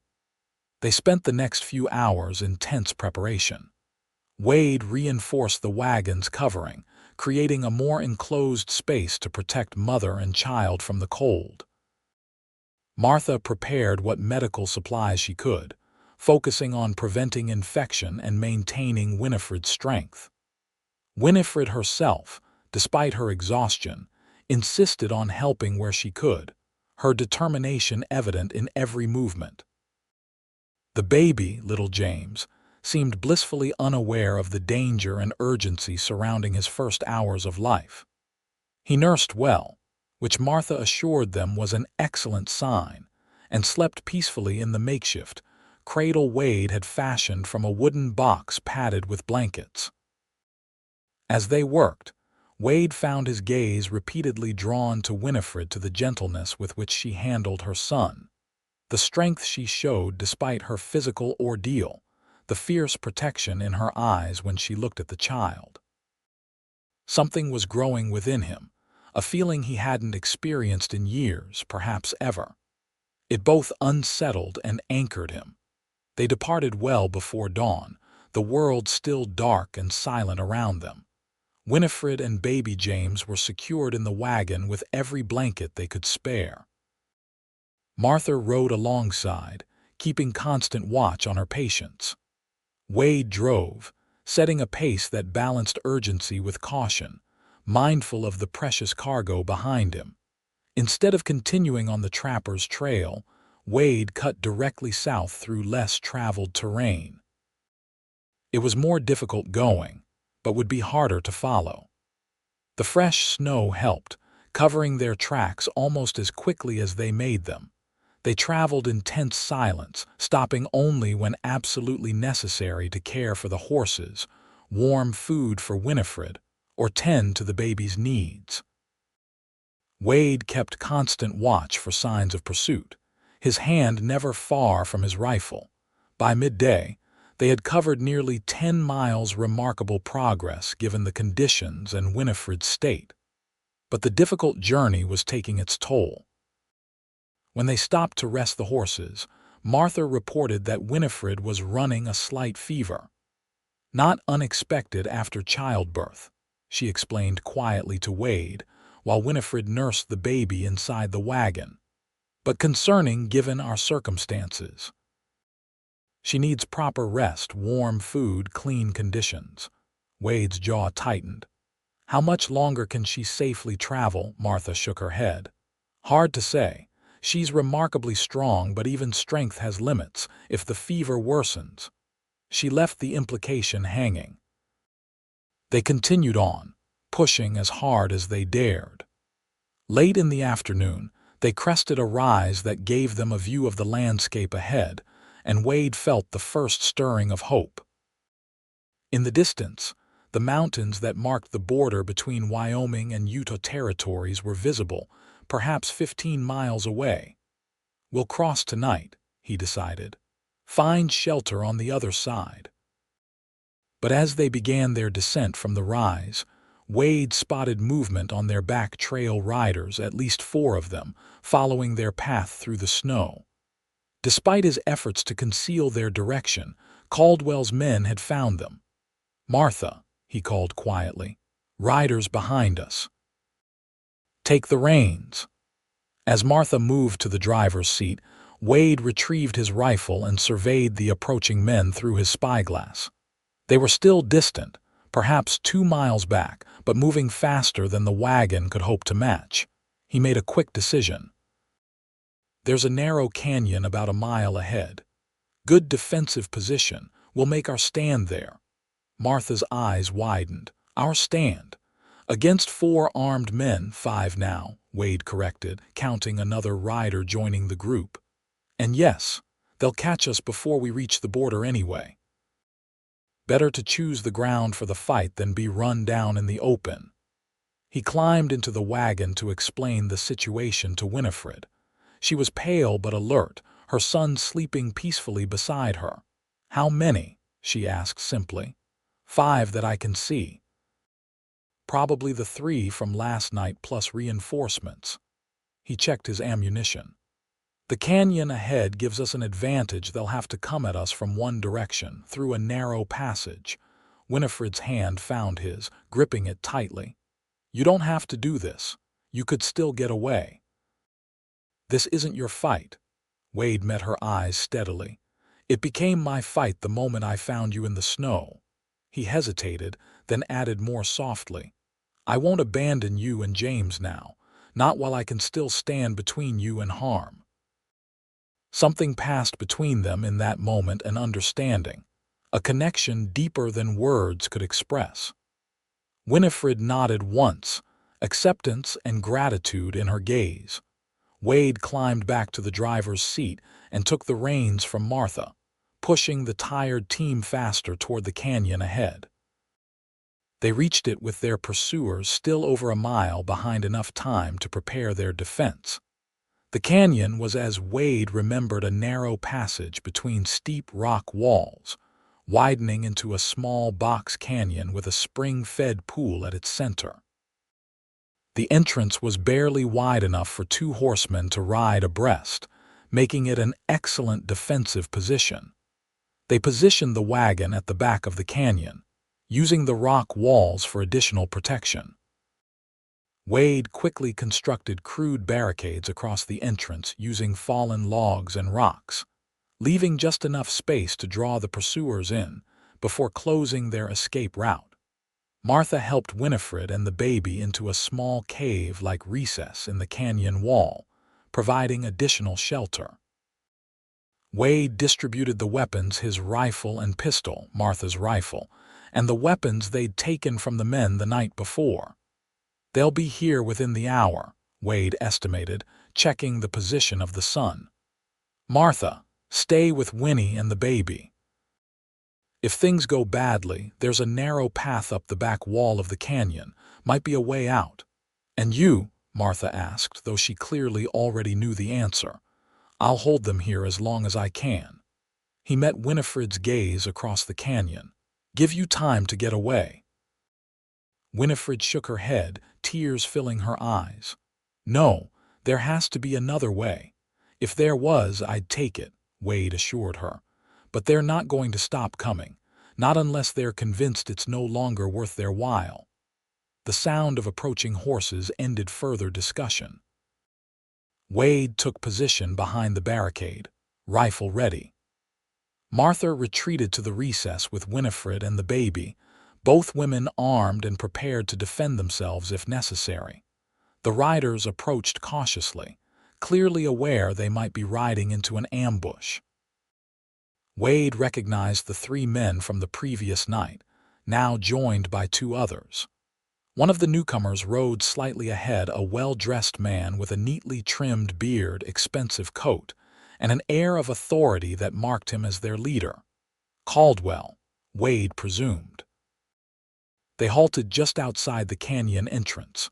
Caldwell raised his hand, silencing the murmured conversation among his men. "I know you're in there, Rivers," he called, his voice cultured but hard. One of my men recognized you from Fort Laramie. Former Army scout, wasn't it? Wade remained silent, watching through a gap in the barricade. No need for further bloodshed, Caldwell continued. I'm a reasonable man. All I want is the child. The woman too, if she's still alive. You can walk away from this with compensation for your trouble. When Wade still didn't respond, Caldwell signaled to his men. Two dismounted and began approaching the canyon entrance on foot, using the rocks for cover. Wade waited until they were within 30 yards, then fired a warning shot that kicked up snow at their feet. Both men froze. That's close enough, Wade called. Next one won't miss. Caldwell raised his hand again, halting his men. Don't be foolish, Rivers. You're outnumbered. The woman just gave birth, from what I understand. She won't survive a prolonged siege, and neither will the infant. Why die for people you barely know? Why are you so determined to take a child from its mother? Wade countered. A cold smile crossed Caldwell's face. Business, Rivers. Simple business. There are people who will pay extraordinary sums for a healthy infant of good stock. Particularly people who cannot have children of their own by conventional means.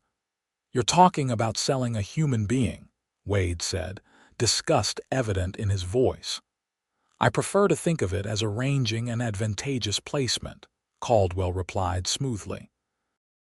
The child will want for nothing finest schools, inheritance, position in society. A far better life than a penniless widow could provide.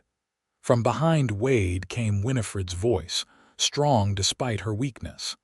He already has everything he needs: his mother's love. Something you could never understand or provide. Caldwell's expression hardened.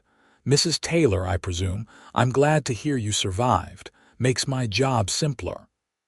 His tone changed, becoming almost sympathetic. Be reasonable, madam. What kind of life can you offer the child? Poverty, hardship, the stigma of having no father. He has a father's name and legacy, Winifred replied firmly, and he has people who will protect him with their lives. Wade felt a surge of pride at her courage. You heard the lady, Caldwell. The child stays with his mother. Now take your men and leave while you still can.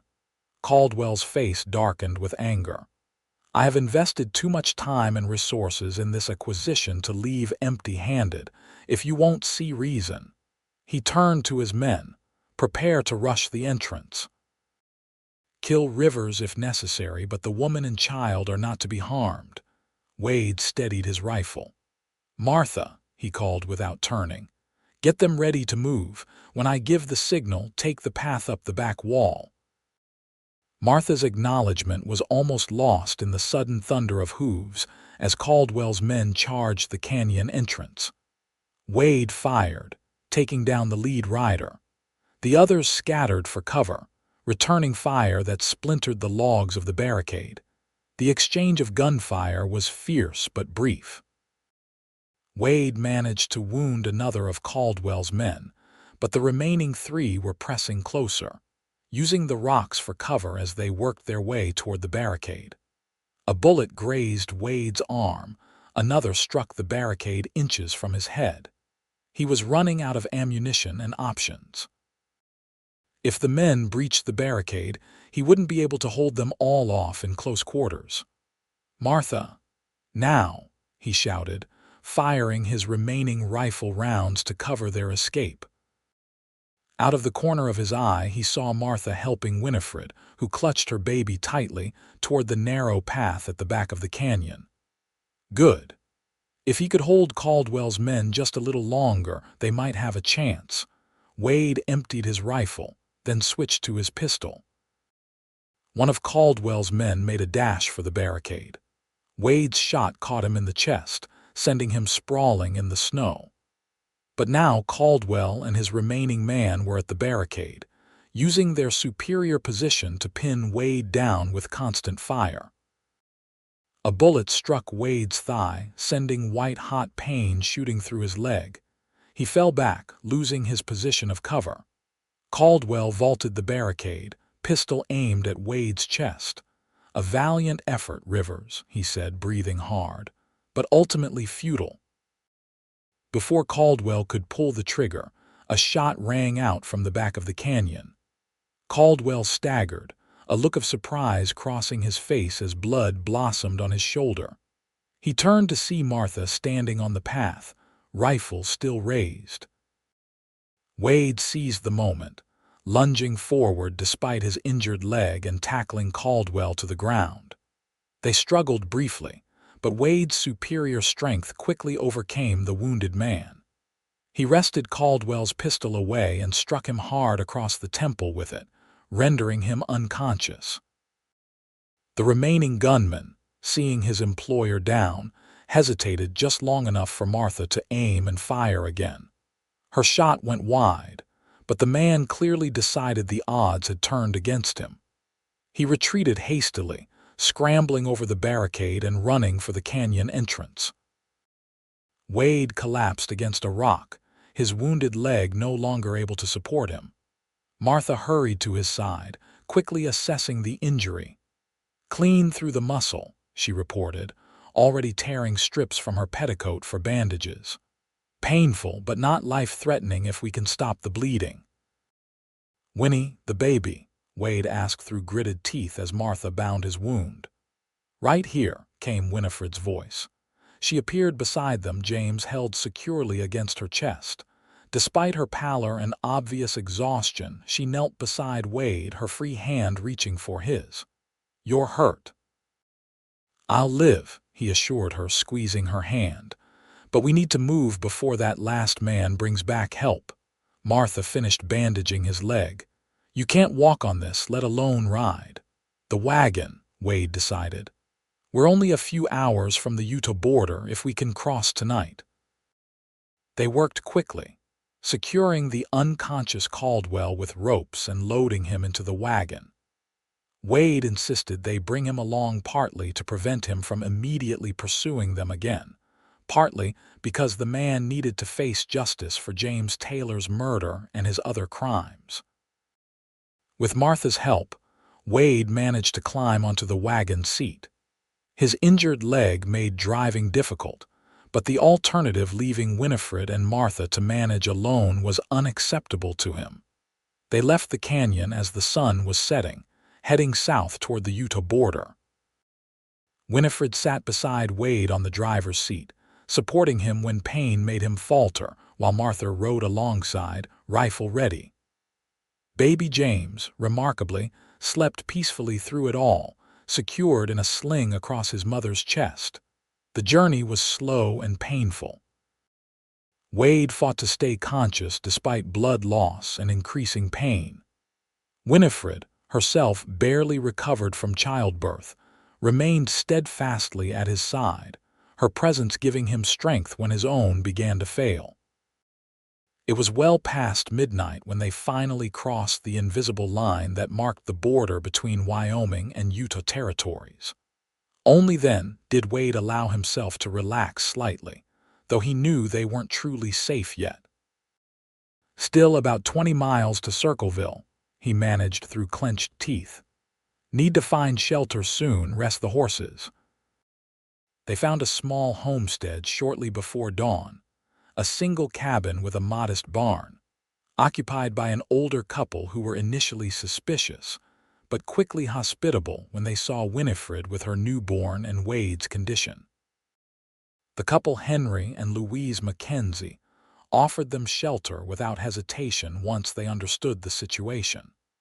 Henry helped get Wade into the house while Louise prepared a bed for Winifred and the baby. Martha explained their circumstances, though she kept the details vague, saying only that they were fleeing men who had killed Winifred's husband and wanted to take her child. That was enough for the Mackenzies. "Nobody's taking a child from its mother while I have breath in my body," Louise declared firmly. "You're safe here for as long as you need." Caldwell, still bound and now gagged after waking and threatening everyone within earshot, was secured in the barn under Henry's watchful eye. The older man made it clear he had no qualms about shooting the prisoner if he caused trouble. Wade's wound was properly cleaned and bandaged, though the blood loss and exhaustion had taken a severe toll. He drifted in and out of consciousness for most of that first day, aware at times of Winifred sitting beside him, her cool hand on his forehead, her soft voice offering encouragement.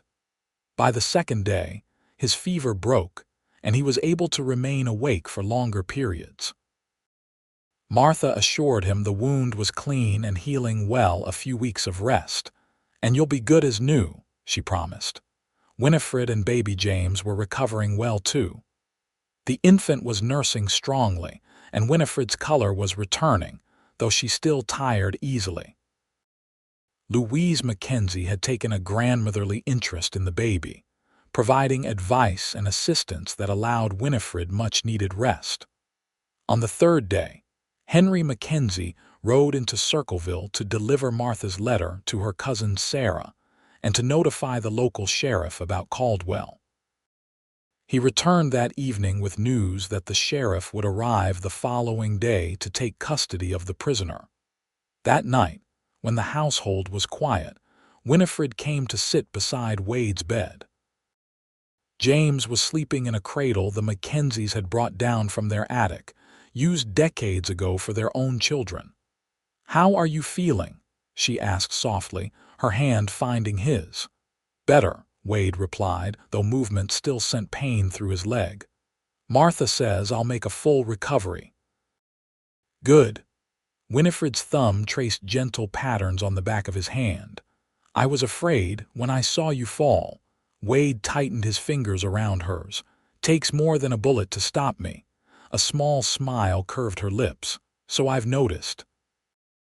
They sat in comfortable silence for a moment, the connection between them almost tangible in the quiet room. "What will you do now?" Wade finally asked. "After we reach Circleville," Winifred looked toward the cradle where her son slept. "Start over, I suppose, find work, make a home for James." She hesitated, then added softly, "I've been thinking a lot about what you did for us, why you did it." Wade shifted uncomfortably. "Anyone would have, no," she interrupted gently. "Not anyone. Most men would have ridden past a pregnant woman in the snow. Most certainly wouldn't have fought 5 armed men to protect a woman and child they barely knew." Her eyes, warm and direct, met his. "You're a good man, Wade Rivers, better than you give yourself credit for." He looked away, unused to such praise and uncertain how to respond. "I just did what needed doing. And that's precisely what makes you who you are." She squeezed his hand. "I want James to know the man who saved us, to learn from your example." The implication that she wanted him to remain in their lives sent a warmth through Wade that had nothing to do with his healing wound. "I'd like that," he said quietly. "To see the boy grow up, make sure he knows how brave his mother is." Winifred's smile widened, though tears glistened in her eyes. Perhaps you could teach him to ride someday, when he's old enough." "I'd be honored," Wade replied, his voice rough with emotion. Another silence fell between them, this one filled with unspoken possibilities. "Circleville might be a good place to settle," Wade said finally. "Small, quiet, people mind their own business. Land is still available for homesteading." "You know the area?" Winifred asked. Wade nodded. "Spent some time there after the war before moving to Wyoming. Good people. Good land." He hesitated, then added, "Might be a place I could see myself returning to, under the right circumstances." Their eyes met, understanding passing between them. It was too soon for declarations or promises. She was newly widowed, still grieving, with an infant to care for. He was a solitary man unaccustomed to family life, but something had begun between them, something neither could deny nor wanted to. "I think Circleville sounds perfect," Winifred said softly. "A good place for new beginnings." The sheriff arrived the following morning with 2 deputies. "Caldwell," still protesting his innocence and threatening legal action, was taken into custody. The sheriff, a gruff but fair-minded man named Harrington, took detailed statements from Wade, Winifred, and Martha about the events in Wyoming Territory. Murder, attempted kidnapping, hiring armed men to pursue a woman and infant across territorial lines, Harrington summarized grimly. Even with his money and connections, Caldwell will be facing serious charges. I'll send telegrams to the authorities in Wyoming and to the federal marshal's office. He assured them that Winifred and the baby would be safe in Circleville, small town. Everybody knows everybody's business. Strangers get noticed right quick. And promised to arrange for James Taylor's proper burial once the spring thaw made it possible to reach their former homestead. 3 days later, when Wade was strong enough to travel, Henry Mackenzie drove them all to Circleville in his wagon. The small town welcomed them with the cautious friendliness typical of frontier communities. Sarah, Martha's cousin, had prepared rooms at her boarding house and spread the word about Winifred's situation. By the time they arrived, several of the town's women had organized a welcome basket of baby clothes, food, and other necessities. The local doctor, impressed with Martha's handling of both the birth and Wade's injury, offered her a position as his assistant if she wished to stay in Circleville. Wade, Winifred, and baby James settled into adjoining rooms at the boarding house. As the weeks passed, Wade's strength returned. He began taking short walks with Winifred and the baby, gradually increasing the distance as his leg healed. They explored the town together, meeting its residents, learning its rhythms. Winifred found work assisting the schoolteacher, bringing baby James with her. The arrangement allowed her to earn money while keeping her son close, a compromise that satisfied both her need for independence and her dedication as a mother. Wade, drawing on his skills as a scout and hunter, found occasional work guiding survey teams or hunting for the local butcher. But increasingly, his attention turned to a plot of land on the outskirts of town, 30 acres with good water, some wooded areas, and plenty of space for a house and barns. Land that was available for homesteading. 3 months after their arrival in Circleville, news came that Caldwell had been tried and convicted in Wyoming Territory for the murder of James Taylor and other crimes. He would spend the rest of his life in prison. The organization he had worked for, a shadowy network that procured infants for wealthy Eastern families willing to pay for them, was being investigated by federal authorities. The news brought Winifred both justice and closure.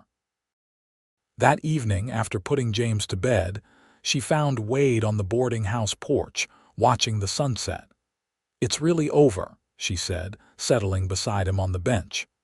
"James can rest in peace now, and our son is truly safe." Wade nodded, acutely aware of her presence beside him, of how naturally she had become part of his daily life. "You both have a chance at a real future now." "We all do," she corrected gently. Over the past months, her grief had not diminished, but it had transformed, making space for new feelings, new possibilities. "I've been thinking about what that future might look like." Wade turned to her, struck as always by her quiet strength, the gentle determination that had carried her through so much hardship. "And what have you decided?" "That I want to build something permanent here, a home for James, a place where he can grow up safely." She took a deep breath. "I know you've been looking at that land outside town." Wade nodded, suddenly uncertain where the conversation was heading. "Good land. Room to build, raise some cattle maybe. Room for a family," Winifred added softly. Her eyes, direct and unwavering, met his. "Wade, I know this might seem sudden or perhaps too soon after everything that's happened, but life on the frontier teaches you not to waste time when you find something worth holding on to." Wade's heart quickened. "Winnie, let me finish, please," she said, placing her hand on his. "When I was running through that snow, certain I would die along with my unborn child, you found me. You didn't just save us, you fought for us, bled for us, made our safety and happiness your mission. In doing so, you showed me the kind of man you are." She drew a steadying breath. "I will always love James, always honor his memory as my first husband and my son's father, but I've come to care for you, Wade, deeply. And I hope that you feel something for me too." The directness of her words, the courage it took to speak them, left Wade momentarily speechless. For so long he had kept his growing feelings contained, believing it was too soon for her, that she needed time to grieve properly. Now, faced with her honesty, he could offer nothing less in return. "I do," he said simply, "care for you, for both of you." He turned his hand beneath hers, interlacing their fingers. "When I found you in the snow that day, I was a man without purpose, just existing day to day. You and James. You gave me something to fight for again, something to live for." Winifred's eyes filled with tears, but her smile was radiant. "Then perhaps we could build that future together. A home, a family, you, me, and James." Wade raised his free hand to gently touch her cheek. "Are you certain? It's a big step, and if you need more time, I'm certain," she interrupted. "Life is too precious and too uncertain to waste when you find something true." She leaned slightly into his touch. "And what I feel for you is true, Wade Rivers." For answer, he leaned forward and kissed her gently at first, then with growing certainty as she responded. It was a promise, a beginning, a commitment to the future they would build together. They were married 2 weeks later in Circleville's small church. Baby James, now 4 months old, attended in the arms of Martha, who had indeed taken the position with the local doctor and become a cherished friend to both Wade and Winifred. The entire town turned out for the ceremony, having embraced the couple's story and welcomed them as their own. By summer, they had built a modest cabin on their homesteaded land and begun the work of creating a farm and ranch. Wade's skills as a hunter and outdoorsman complemented Winifred's practical knowledge of running a household and tending gardens. Together, they made the land productive and their home warm and welcoming. As autumn painted the surrounding hills in gold and crimson, Winifred shared news that completed their happiness. She was expecting another child, a sibling for young James. "Are you happy?" she asked Wade one evening as they sat on their cabin porch, watching the sunset while James slept peacefully inside.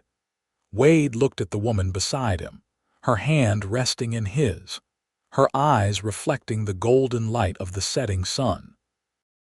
He thought of the remarkable journey that had brought them together, she, running pregnant through the snow, he, giving her his horse and walking behind. A chance encounter that had changed both their lives irrevocably and wonderfully. "Happier than I ever thought possible," he answered truthfully. "You and James gave me back something I thought I'd lost forever, a home, a purpose, a family." Winifred leaned against his shoulder, her free hand resting on her still flat belly where their second child grew. "And you gave us safety, protection, a future." She smiled up at him. "It seems we saved each other." As the sun sank below the horizon, casting long shadows across their land, their home, Wade Rivers held his wife close and silently thanked whatever fate or providence had guided him through that snowy forest on that winter day. Some might call their story one of chance or coincidence, but Wade knew better. Some connections, once formed, were simply meant to be as enduring as the mountains that watched over their valley, as certain as the changing seasons, as profound as the love that had grown between a solitary cowboy and the brave woman he had found running through the snow. In the years that followed, the Rivers family prospered. Their second child, a daughter they named Elizabeth after Winifred's mother, was born healthy and strong the following spring. 2 years later, twin boys Samuel and Thomas completed their family. Young James grew into a thoughtful, capable boy who adored his adoptive father. Wade taught him to ride, hunt, and work the land, while ensuring he knew the story of the brave man whose name he carried. Winifred balanced her duties as mother and ranch wife with occasional teaching at the local school, passing on her love of learning to both her children and others in the community. Their ranch expanded as they acquired additional land, becoming one of the most successful in the area.